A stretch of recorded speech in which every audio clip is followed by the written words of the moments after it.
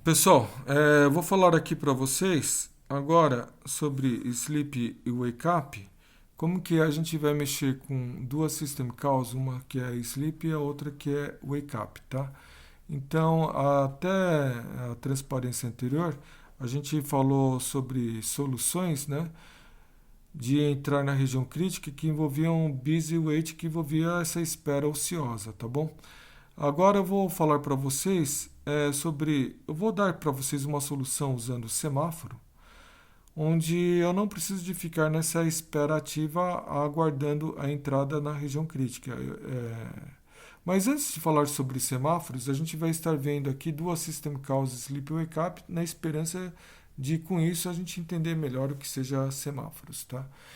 Então, eu vou ter aqui uma system call chamada sleep, sleep em inglês dormir, que coloca aqui o processo em estado de bloqueado. E depois eu vou ter uma outra system call aqui que acorda um processo que está no estado de bloqueado. Tá legal? Eu vou explicar como é que essa System Call está funcionando aqui nesse contexto de produtor e consumidor. Eu tenho um buffer de N posições. Então eu tenho um buffer de N posições. Tá. Então como são 100 posições aqui, da posição 0 até a posição 99. Eu tenho N posições aqui nesse buffer. Eu tenho um processo que é um produtor e tenho um processo que é um consumidor. O processo produtor, ele coloca coisas no buffer, o processo consumidor vem e retira coisas do buffer, tá bom? O processo produtor, ele pode ficar colocando coisas no buffer até quando? Até quando ele ficar cheio, porque se ele colocar mais do que o buffer aguenta, ele vai perderia a produção dele, né? Então ele vai dormir então o processo produtor ele dorme caso o buffer esteja cheio. Então aqui o que acontece com o produtor? Ele dorme caso o buffer cheio, né? Caso o buffer esteja cheio. E uma outra coisa que o produtor faz, ele vai acordar o consumidor caso aconteça alguma coisa. Mas primeiro vamos ver do lado do consumidor. O consumidor, ele vai consumindo coisas, mas será que ele tem que dormir caso alguma coisa? Ele dorme caso buffer vazio, certo? Se ele tiver vazio, tem nada, então ele vai dormir.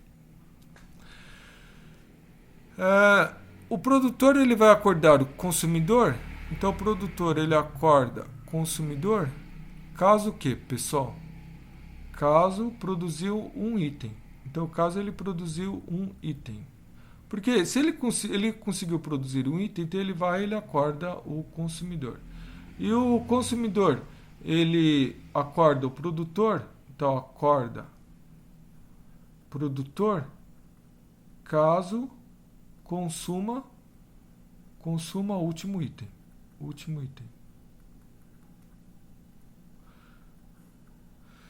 Então é assim que funciona o código. Vamos ver aqui o código aqui para você. Vamos dar uma olhada aqui, pessoal. Tem aqui o produtor. O produtor fica em um loop infinito. Ele produz um item. Se count igual a n, se eu já produzi e enchi o buffer, vou dormir. Né? Caso contrário, eu tenho espaço ainda no buffer, eu insero o item no buffer, faz count igual a count mais 1. Se count for igual a 1, ou seja, acabei de colocar um item no buffer, então eu vou acordar o consumidor, porque pode ter acontecido do consumidor ter ido dormir caso ele tenha tentado consumir alguma coisa com buffer vazio. Vamos ver do lado do consumidor. Do lado do consumidor ele fica em um loop infinito. Se count for igual a 0, não tem nada no buffer, vou dormir. Remove o item, decrementa o número, né, de itens usando a variável compartilhada count. Então, count aqui, que está aqui é variável compartilhada.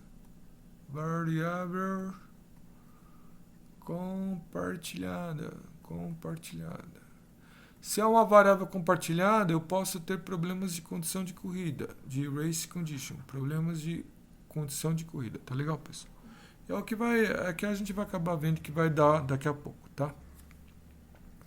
Mas continuando aqui, então na hora que eu removo o item, se count for igual a n-1, ou seja, se eu remover o último item do buffer, então eu acordo o produtor, porque provavelmente aí o produtor ele foi dormir, porque ele não conseguia produzir mais, né? Então como eu estou consumindo o último item, eu acordo o produtor, consumo o item.